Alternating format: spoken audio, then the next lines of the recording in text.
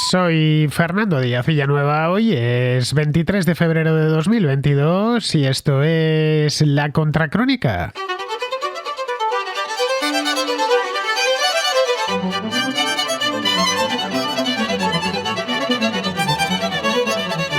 Vladimir Putin reconoció este lunes por la noche a las dos repúblicas rebeldes del Donbass, la República Popular de Lugansk y la República Popular de Donetsk. Ambas están en el este de Ucrania y acto seguido ordenó que se desplegase el ejército ruso en ellas. El anuncio lo dio en un discurso televisado muy largo, de casi una hora de duración, en el que repasó uno a uno todos los agravios que su gobierno tiene hacia Occidente, haciendo especial hincapié en el modo en el que la OTAN se ha volcado para ayudar a Ucrania. Según Putin, y esto es textual, Ucrania no es solo un vecino, es una parte inherente de nuestra propia historia, cultura y espacio espiritual. Como ve que a estas alturas no hay ya mucha posibilidad de entendimiento, ha decidido ir por la vía de los hechos consumados, que es, por cierto, la especialidad de Putin. Según aseguró, las tropas rusas se encargarán de tareas de mantenimiento de la paz en estas dos repúblicas, en lo que Rusia firma un acuerdo de asistencia mutua con los gobiernos de ambas repúblicas, que no están reconocidos de ninguna manera estos gobiernos por la comunidad internacional. Tampoco está reconocida la existencia de estas dos repúblicas del Donbass. Bien, esto mismo es lo que hizo en 2014 en Crimea. Primero reconoció un gobierno crimeano independiente, luego promovió un referéndum de autodeterminación y finalmente anexionó la península. Todo fue muy rápido, tanto que ni la propia Ucrania, país al que pertenecía Crimea, tuvo tiempo de reaccionar. Antes de pronunciar el discurso, según se ha filtrado a las agencias, llamó al presidente Emmanuel Macron, al de Francia, y al canciller alemán Olaf Scholz y les comunicó su decisión. Ambos expresaron su decepción, pero han indicado que siguen dispuestos a mantener la vía diplomática abierta para que la situación no empeore más de lo que ya lo ha hecho. Scholz, de cualquier manera, ha interrumpido, ha suspendido, dejado en suspenso, sine die, la certificación del gasoducto Nord Stream 2. Muchos se preguntan qué ha llevado a Putin a dar este paso, algo a lo que fue reacio hace 8 años cuando dieron comienzo los problemas en el Donbass. La decisión de reconocer a las autoproclamadas repúblicas de Donetsk y Lugansk se produjo cuando el gobierno ucraniano solicitó al Consejo de Seguridad de Naciones Unidas una reunión urgente para abordar la amenaza de la invasión rusa. El ministro de Asuntos Exteriores de Ucrania, que se llama Dmytro Kuleba, dijo que lo han hecho tras la escalada de la última semana, que por eso han recurrido a la ONU. Bien, pues fue entonces cuando Putin decidió ya mover ficha reconociendo a las repúblicas del Donbass. Esto le permite contar con una baza adicional en las futuras negociaciones, puede utilizarlas como ficha de cambio si se diese la circunstancia o seguir para adelante y anexionarlas a Rusia como nuevos sujetos federales, tal y como hizo con Crimea. En Washington la noticia ha caído como un jarro de agua fría. Tras enterarse, Biden se reunió con el Consejo de Seguridad Nacional y telefoneó a los aliados europeos y al presidente de Ucrania, Volodymyr Zelensky. Por de pronto emitirá una orden ejecutiva que deje a Rusia completamente al margen de nuevas inversiones estadounidenses y sancione a todo aquel que quiera comerciar con esas dos regiones de Ucrania. No está claro cuándo se emitirá la orden, pero la Casa Blanca ha adelantado que llegarán medidas adicionales en respuesta a la violación flagrante de los compromisos internacionales por parte de Rusia. Desconocemos cuáles eran estas medidas, pero sí sabemos que la situación se ha puesto al rojo vivo. Putin empieza a acusar la presión y es ahora cuando puede empezar a encadenar los errores.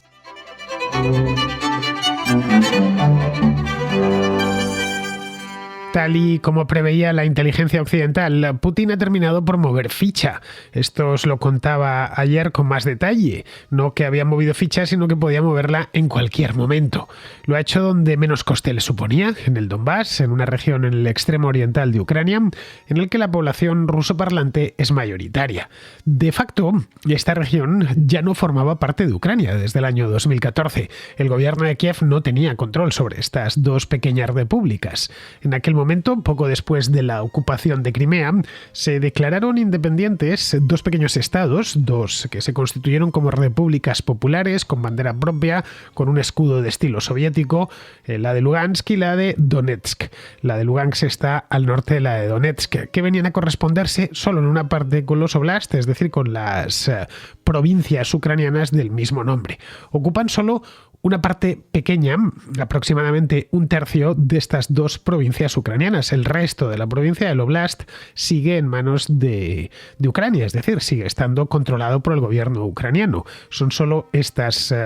Son dos repúblicas minúsculas, la verdad, no son muy grandes, tienen unos 8.000 kilómetros cuadrados cada una de ellas, una superficie, para que nos hagamos una idea, equivalente a la de Puerto Rico, por ejemplo, o la superficie del País Vasco en España, de las 3 provincias vascas. Pues eso es cada una de estas repúblicas. Pues bien, en su interior, milicias reclutadas entre la población civil, dirigidas, eso sí, y armadas por militares rusos, se hicieron fuertes en aquel entonces, en la primavera de 2014, y desde 2014 combaten de forma intermitente con el ejército ucraniano.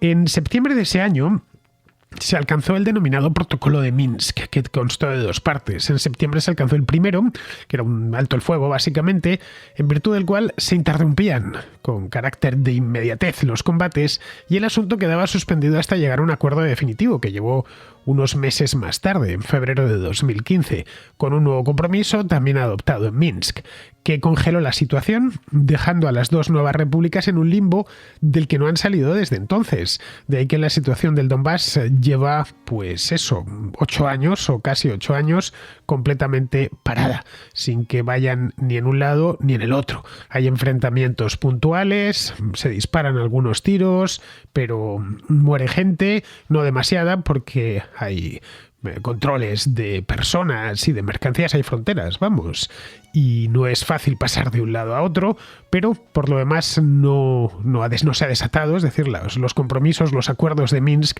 sí que han conseguido que no se haya desatado una guerra sin cuartel. La cosa es que eso era temporal, no se pensó que iba a durar 7 u 8 años, como ha terminado durando. Bien, para Ucrania estas 2 repúblicas no existen, estas 2 repúblicas populares no existen, aunque la realidad es que existen en la práctica, pero no existen sobre el papel.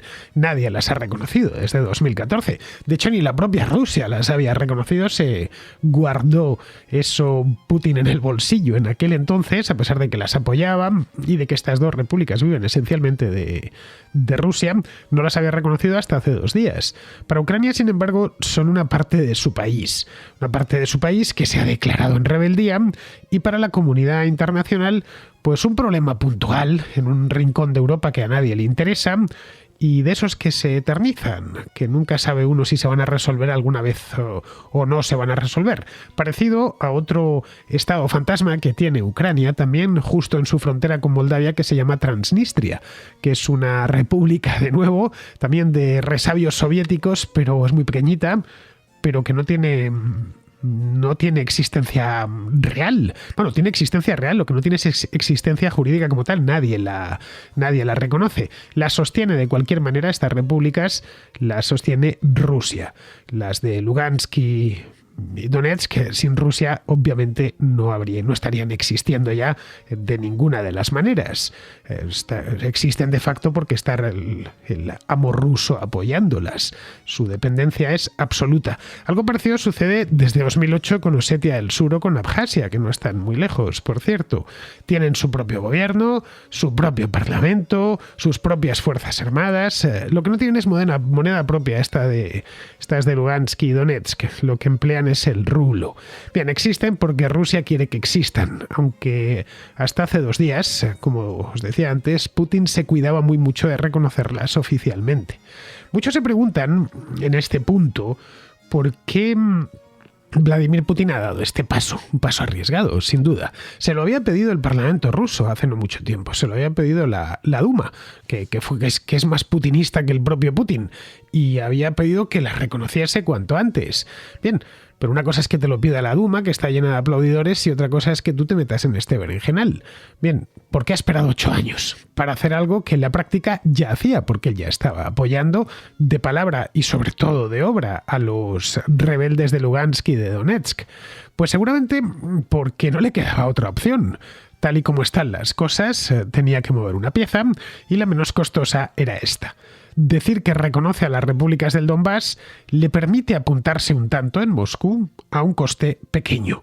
Puede llegar a sus parlamentarios, a las cadenas de televisión, a los periódicos, y decir, pues bien, ya hemos hecho algo que veníamos haciendo, pero ahora es oficial y además se lo digo a los estadounidenses y a la OTAN. Los militares rusos ya estaban allí y el gobierno de las dos repúblicas es esencialmente un gobierno títere del Kremlin. Digamos que lo que han hecho es oficializar algo que ya estaba ahí. No ha cambiado absolutamente nada. Esa es la razón por la que, a pesar de que algunos hace 24 horas andaban diciendo que ya había empezado la invasión de Ucrania, no, esa zona de Ucrania ya estaba invadida, es decir, ya estaban los rusos allí desde el año 2014. Bien, esto no quita para que la decisión de reconocer a Lugansk y a Donetsk sea algo importante en el plano internacional.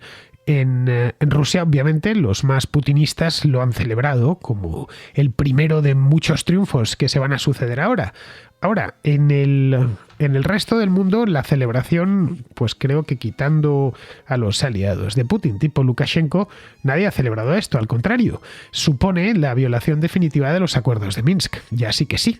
Ya estos acuerdos que los habían incumplido de manera parcial tanto los rebeldes del Donbass como el propio gobierno ucraniano en ocasiones, en este caso ya los está Putin pisoteando.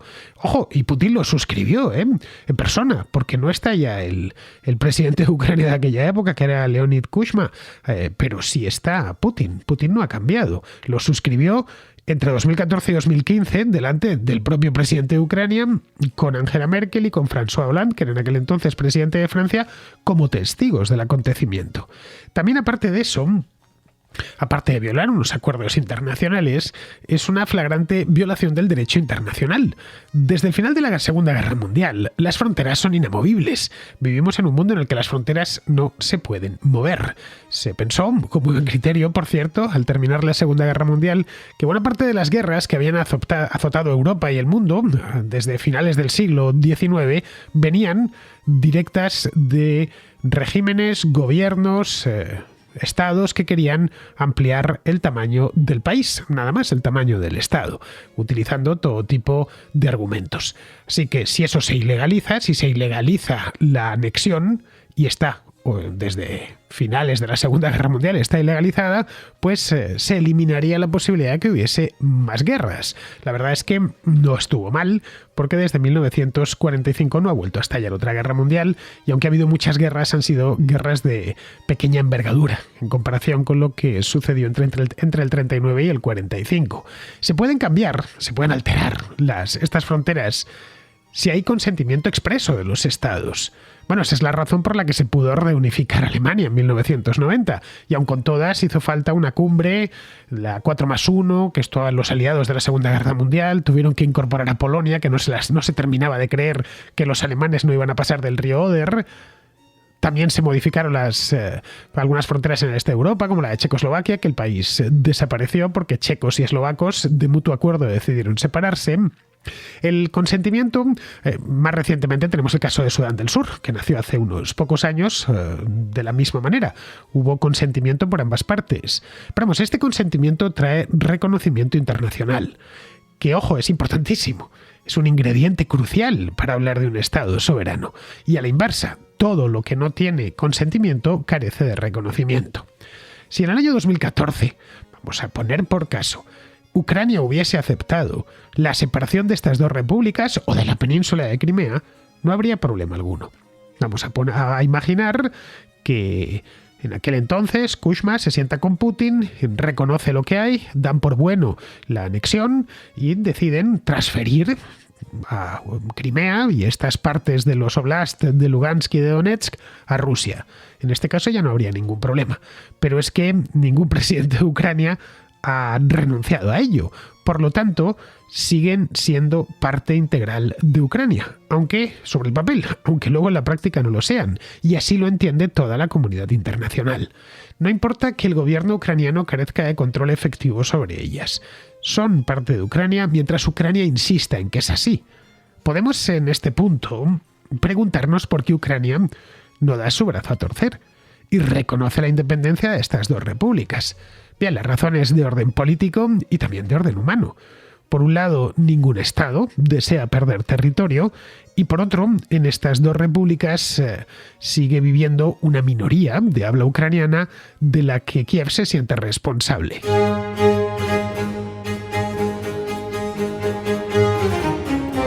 Estamos, por lo tanto, ante un problema étnico que Vladimir Putin ha utilizado a su favor. Ya lo hizo en Osetia del Sur, ya lo hizo en Abjasia y lo hará ya donde pueda seguir haciéndolo. Esto solo lo podía hacer en esta zona de Ucrania, ojo, en la que la población rusoparlante es muy mayoritaria. Si lo hubiese intentado en otras regiones ucranianas, como no lo sé, la de Leópolis, por ejemplo, que está en el oeste del país, o la de Volinia, donde la población rusa es minoritaria, constituye el 2, el 3%, pues no les hubiese salido. Los ucranianos del lugar se hubiesen quejado y hubiesen protestado. En Crimea y en el Donbass es distinto. En la primera, en Crimea, la población de etnia rusa rondaba el 80% cuando se produjo la invasión. En el segundo, en el Donbass, los rusos constituían en torno al 70% de la población. Esto en números de 2014. Hoy esos porcentajes han cambiado sustancialmente porque se ha producido mucha emigración, tanto de rusos hacia Ucrania como de ucranianos que han salido de estas regiones controladas por Rusia. Aun con todo, siguen quedando, por supuesto, minorías de ucranianos, tanto en Crimea como en el Donbass. Putin, en definitiva, con el movimiento que hizo en 2014, lo tuvo muy fácil. Apeló al nacionalismo de los rusos de esas regiones, que era la mayor parte, que apoyaron con entusiasmo separarse de Ucrania, que lo estaba pasando muy mal, e integrarse en Rusia, un país con el que se sentían más identificados por cuestiones lingüísticas y culturales y que además les ofrecía mejores expectativas económicas a título personal. Rusia en 2014 era un país que iba notablemente mejor de lo que iba Ucrania en el plano económico. Esto permitió a Putin mantener encendida y con mucha potencia la llama del conflicto, que ha quedado ahí, como medida de presión contra el gobierno ucraniano. No tenía más que apretar ahí para que brotase la sangre. Ucrania carece de fuerza para recuperar ambas regiones. Puede quejarse, cosa que hace continuamente, pero no puede retomar Crimea o entrar. En el caso del Donbass, además, había firmado un acuerdo en Minsk para no para no tratar de recobrar estas dos repúblicas. Pero aún así, en el caso de Crimea, bueno, ya a estas alturas no se puede ni acercar, porque es un sujeto federal ruso. Cualquier movimiento en Crimea le metería de lleno en guerra con Rusia. En el Donbass ha de andarse con pies de plomo. Por un lado, para no violentar los acuerdos de Minsk y luego para no justificar una intervención rusa. Los sucesivos gobiernos ucranianos que ha habido desde 2014 han tenido que conformarse con lastimeo, con quejas continuas ante la Unión Europea, ante la ONU, ante todo aquel que quería escucharles. Que sí, que comparten sus cuitas, pero nada pueden hacer para invertir la situación. Pues bien, así nos hemos pasado casi 8 años, hasta que Putin ha decidido ir un paso más allá. ¿Por qué lo ha decidido hacer esto? Pues es algo del que venimos tratando en la Contracrónica desde hace tranquilamente 3 meses, desde que empezó toda esta historia. Pero vamos, así a grandes rasgos, se ha puesto en marcha, probablemente temeroso de que Ucrania ingrese en la OTAN. Así es, eso es lo que ha dicho él y la excusa que ha puesto él. Y luego presumiendo, también lo hemos tratado aquí en la Contra, que tras el fiasco de Afganistán, Occidente se encontraba en horas bajas. Pensó que había llegado el momento de culminar el trabajo. Acepta a Ucrania como Estado independiente, pero siempre y cuando dependa de Rusia, nada más. Siempre y cuando sea algo parecido a Bielorrusia. Hay encadenado 2 errores consecutivos. El primero, asumir que los ucranianos iban a agachar la cabeza y buscar nuevamente un acuerdo como hicieron en 2014, que tan pronto como viesen 100.000 soldados rusos al otro lado de la frontera, iban a asustarse y a pedir arnica y tranquilidad. El segundo es subestimar a Occidente, y más concretamente a la OTAN, que es su brazo armado. Dentro de Ucrania, y esta es la realidad, Putin ha conseguido lo opuesto de lo que buscaba. Os lo explicaba aquí la semana pasada, con encuestas que se habían ido realizando a lo largo del último año. Bueno, de los últimos años, esa que os comentaba aquí, que en apenas 10 años, poco más de 10 años, los ucranianos han pasado de ser reacios a entrar en la OTAN a ser claramente partidarios de hacerlo. La crisis ha reafirmado el sentimiento entre los ucranianos de que su destino está en el oeste. De hecho, hoy Occidente en todos los ámbitos, la Unión Europea, todo lo que significa Occidente para un ucraniano, que es esencialmente la Unión Europea y la OTAN, es el objetivo de la mayor parte de ucranianos. Esta es la realidad, por mucho que a Putin le disguste, pero es así. De hecho, Ucrania disfruta de un apoyo diplomático y militar sin precedentes. Hoy, en Occidente, mucho mayor que el de hace 8 o 10 años. Bien, estos lazos que se han creado no se disolverán fácilmente, incluso si las fuerzas rusas retroceden. Una vez más, es esto lo contrario de lo que buscaba Putin. Los ucranianos se han armado de valor y hoy son más pro-occidentales que nunca. Con todos los puentes rotos, al gobierno de Zelensky pues no le ha quedado otra que buscar amparo en la OTAN, algo que la mayor parte de ucranianos apoya sin fisuras. Miren a sus vecinos polacos o eslovacos o incluso rumanos y lo que ven les gusta. Resulta que viven mejor que ellos, que son mucho más libres, que pueden viajar sin visado, que pueden establecerse en Europa Occidental si así lo desean, que disponen de divisas fuertes como el euro y que sus economías funcionan, en una palabra. Rusia solo les ofrece sumisión y una posición subalterna en un imperio decadente cuya economía hace aguas. Esto el ucraniano de a pie lo ve con sus propios ojos. Fuera de Ucrania, la posición rusa además ha quedado muy perjudicada. Occidente ya ha anunciado un paquete de sanciones mucho más duro que el de 2014. Tras el desastre afgano, la OTAN además ha encontrado un nuevo propósito, el de proteger su flanco este frente a Rusia. Incluso países que siempre prefirieron mantener cierta distancia, como Suecia, estudian ahora unirse a la Alianza Atlántica, quiero decir. Alemania, después de impulsar la construcción del gasoducto Nord Stream 2, que ya está terminado y en espera de entrar en funcionamiento, ha terminado aceptando, por un lado, que la dependencia del gas ruso es un problema con el que debe de lidiar. Y segundo, ha puesto en suspenso la certificación de este gasoducto, como os contaba antes. Si Putin creía que sus amenazas serían respondidas con temblores y voz entrecortada, ha tenido, creo yo, ya bastante tiempo para quitarse esa idea de la cabeza. Pero la derrota más dolorosa para Putin es la interna. Para suavizar ha tenido que ocupar estas dos minúsculas repúblicas que por lo demás ya estaban ocupadas. Así podrá poner algo en la mesa cuando todo esto acabe.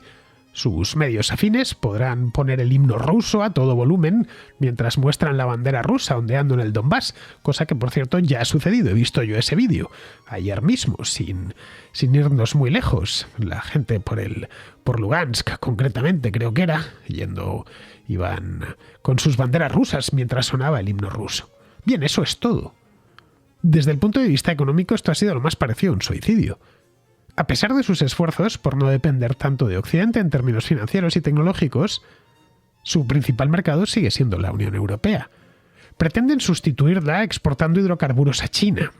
Pero es que los números no les salen. El gasoducto Poder de Siberia, que terminará de construirse dentro de 3 años, en 2025, transportará solo una quinta parte de lo que ahora va hacia Europa.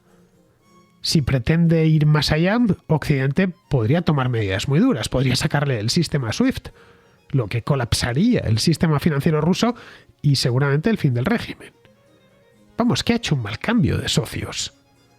Volverse hacia China condenaría a Rusia a ser el aliado menor de un régimen poco fiable que lo ve como un compinche diplomático y poco más. Bueno, y una fuente de materias primas que además querrá adquirir a bajo precio. En Europa, además, le miraban con cierto respeto, le incluían en todas las cumbres. Trataban de llevarse bien con él. La relación de Putin con los líderes europeos, incluso con los estadounidenses, ha sido muy buena. Ha estado en todas las salsas en los últimos 20 años. Los chinos no se andarán con esos miramientos. Bien, esta es su situación ya. Puede empeorarla, claro está. Puede ir todavía más lejos y entrar en el resto de Ucrania. Apoderarse de Kiev, como os contaba ayer, que lo tiene a tiro de piedra desde Bielorrusia, y desatar una guerra a gran escala.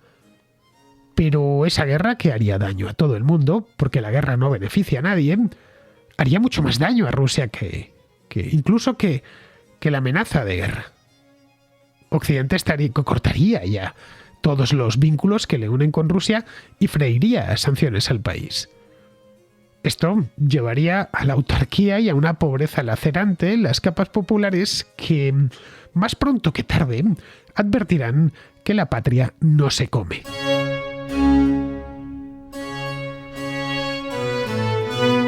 Vamos con la contrarréplica. Empezamos con Gael, que nos habla de la crisis de Ucrania. Parece que todas las noticias y todo el punto de vista que se ve aquí en Europa, pues solo es el de uno, el de Estados Unidos, y ni siquiera el nuestro, porque en principio Rusia, que es está próximo a Europa, pues debería ser el principal aliado comercial de Europa para poder beneficiarnos, y creo que eso es lo que no quiere que pase Estados Unidos. Y mira que hace todo lo posible para que esto suceda. Mismamente preferimos comprarle el gas licuado a Estados Unidos muchísimo más caro que a Rusia, con tal de que Rusia no gane dinero o enfrentarnos con Rusia. Y creo que eso es tirarnos piedras sobre nuestro tejado. Y otra cosa también voy a decir.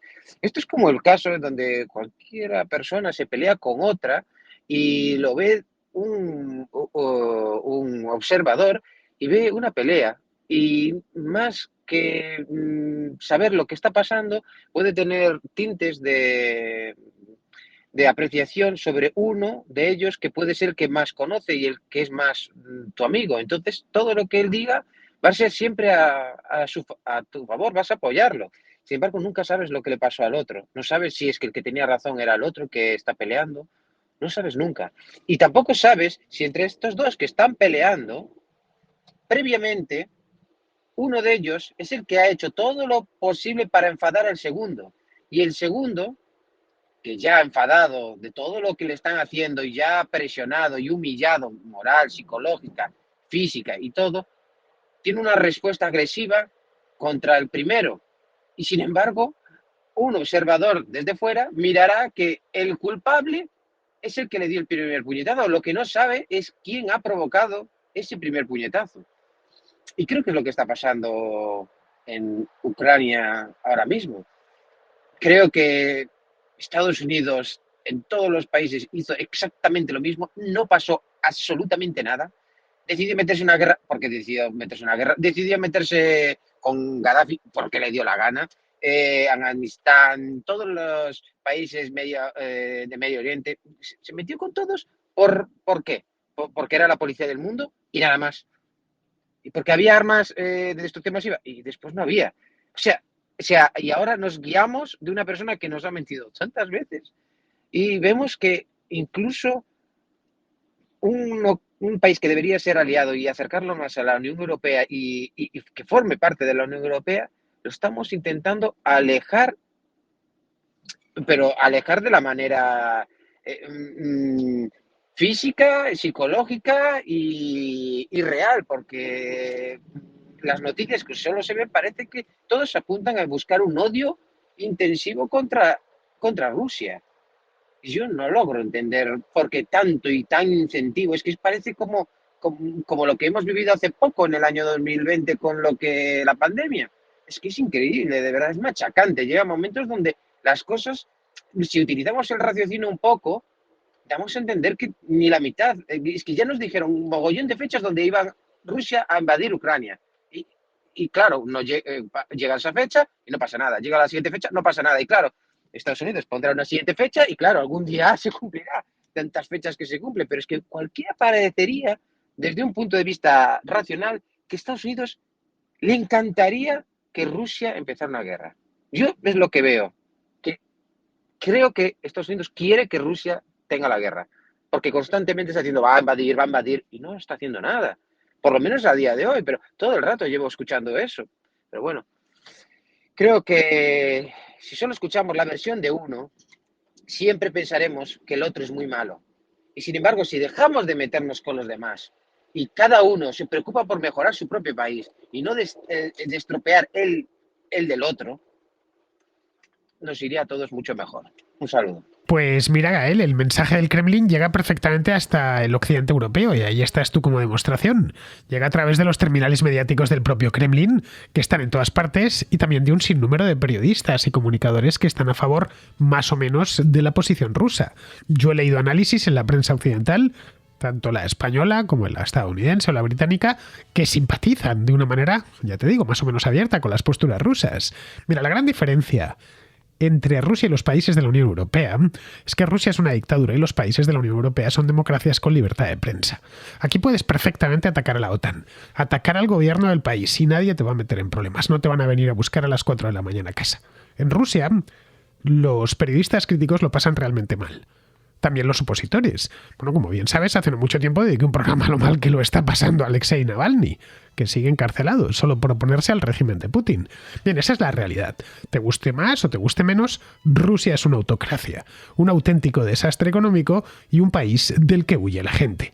Respecto a si debemos o no debemos comerciar con Rusia, la voluntad de los países europeos es comerciar con ellos, que es lo que hacen. Les han hecho hasta gasoductos, caray. De hecho, le compran la mayor parte del gas que consumen. Lo compra Alemania. Se lo compra Rusia. No a Estados Unidos, por eso sale más barato. En España se lo compramos a Argelia porque la tenemos más cerca. Y hay un par de gasoductos que comunican la península ibérica con el norte de África. La idea de los líderes europeos siempre ha sido tener buenas relaciones con Rusia desde el principio. Y a ellos se han esmerado durante muchísimo tiempo.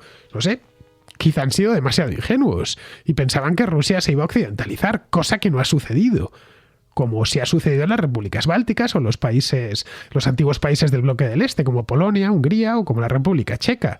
¿Por qué no lo han hecho? Pues lo desconozco, pero el ruso de a pie padece el no haberse occidentalizado y haberse convertido en una democracia liberal. El problema actual de Ucrania, la crisis actual, la ha provocado Rusia. Empezó en el año 2014 invadiendo y ocupando Crimea y luego posteriormente anexionándose una de las regiones y las otras pues acaba de reconocerlas y muy probablemente se las termine anexionando. De entrada favoreció una rebelión armada en 2 regiones de Ucrania y desde entonces presiona al país.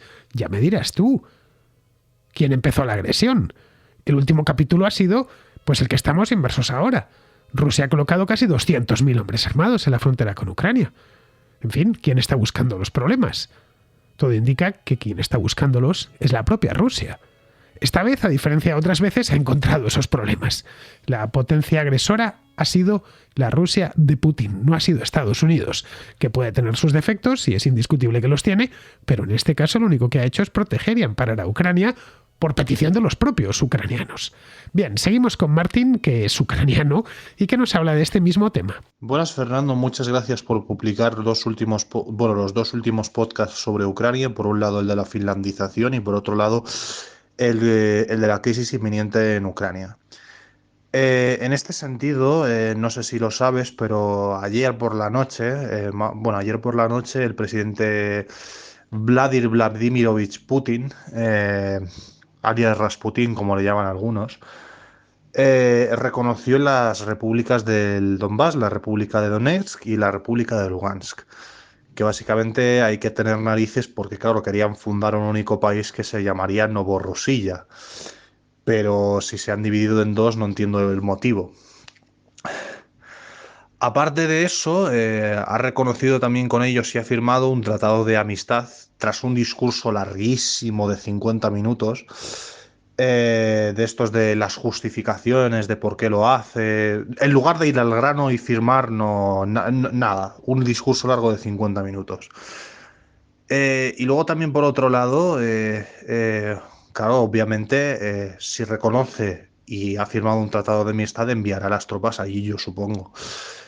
Y claro, si se produce cualquier intercambio de disparos o de tiros, porque sabemos que esa región no es, digamos, una hermanita de la caridad. Claro, se tratarán de comer más terreno, por así decirlo. Y luego después, por otro lado, la política de finlandización. Me parece un poco ingenuo por parte de Macron creer que Ucrania puede ser como una nueva Finlandia y tratar de integrarse a la Unión Europea, pero así de integrarse a la OTAN. En el sentido de que la Unión Europea le interesaría que entrase como país miembro un país que está en una especie de guerra con una región, Es decir, si no lo hizo con Moldavia, por ejemplo, ¿por qué lo iba a hacer con Ucrania? ¿O por qué, si no lo hicieron con Georgia, por qué lo iban a hacer en este caso con Ucrania? En este sentido. De hecho, bueno, y luego después, luego después estaría el caso de la economía ucraniana, que no estaría preparada en ese sentido para pagar ciertas cosas de la Unión Europea, creo yo. Al menos eso es lo que hablé yo con mi madre en ese sentido. Entonces, quisiera darte las gracias por permitirme hablar en este espacio y muchas gracias también por publicar los podcasts. Ojalá fuera para mejores momentos en Ucrania, como, qué sé yo, el desarrollo de sectores como la agroindustria, por ejemplo, o también la industria informática, pero en este sentido es más importante esto. Así que muchas gracias y un saludo. Bueno, Martín, llevabas años pidiéndome que me fijase un poco más en Ucrania, así que al final, después de un tiempo, te he hecho caso y ya ves, llevo como 3 meses con temas ucranianos en la contra. Todo motivado por esto de Rusia. Bueno, empecé hace un par de años con Bielorrusia y al final, como la región se ha calentado bastante, pues llevaba desde 2014 más o menos tranquila y ahora ya ves tú, está en las portadas de todos los periódicos del mundo. Después de esta, a ver si organizamos un viaje a Ucrania y puedo ver aquello con mis propios ojos. Eso sí, en verano, que en invierno ya hace un frío mortal. Viendo vídeos y fotografías estos días en los campos de Ucrania, me daba frío solo de mirarlas. Bien, como habrás escuchado, Martín, he incorporado en el programa de hoy las últimas noticias que se están produciendo con mucha rapidez. No sabemos si Putin va a ir más allá. Si lo hace, las cosas pueden empeorar mucho, pero más para Putin que para la OTAN. La diferencia entre Rusia y Occidente es que Occidente puede hacer que Rusia implosione con solo cortarle el acceso al sistema financiero internacional. La economía rusa es pequeña y completamente dependiente de la exportación de materias primas, que son más fáciles de sustituir que los productos manufacturados o no digamos ya el conocimiento. Hay tal asimetría entre ambos bandos que no sé cómo Putin se ha metido en semejante fregado. Bien, vamos ahora con Pedro, que nos habla del tema de la crisis del PP. Muy buenos días, Fernando. En primer lugar, agradecerte el esfuerzo en tus programas para acercarnos la actualidad tanto internacional como nacional a todos los contraescuchas y, sinceramente, nos hace más ameno la jornada de trabajo, por lo menos en lo particular. Quería comentarte simplemente una cosita, a ver qué me podéis decir, tanto tú como los contraescuchas. En estos días, después de lo que está ocurriendo aquí en Madrid con el tema de Díaz Ayuso y el aparato del Partido Popular, Casado, Teodoro García Egea, ¿no te da la impresión, después de haber visto las manifestaciones, de haber escuchado podcast, las informaciones que aparecen en los diarios y los medios de comunicación, que se está revirtiendo esa tendencia de la batalla cultural a favor de sectores más liberales, más de la derecha clásica, pudiéramos llamar?